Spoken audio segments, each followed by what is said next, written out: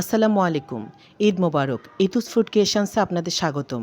আজকে আমি নিয়ে এলাম কিভাবে অল্প উপকরণে মজাদার মাঠা সহজেই তৈরি করা যায় সেই রেসিপি। রেসিপিটি আশা করি আপনাদের ভালো লাগবে। চলুন শুরু করা যাক আমার আজকের রেসিপি।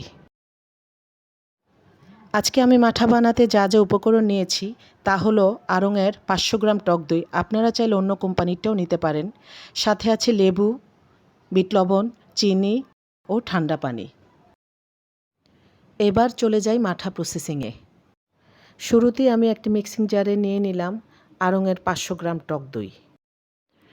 তারপর দিয়ে দিলাম আড়ং-এর সেই 500 গ্রাম বক্স দিয়ে 1 বক্স ঠান্ডা পানি।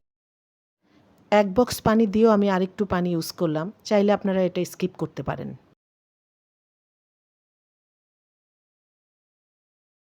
তারপর দিয়ে দিব আমি 3 চা চামচ চিনি। নিলাম 1 চা চামচ বিট লবণ। এবার দিয়ে দিব লেবু রস। আমি এখানে 3 পিস লেবু রস ইউজ করব।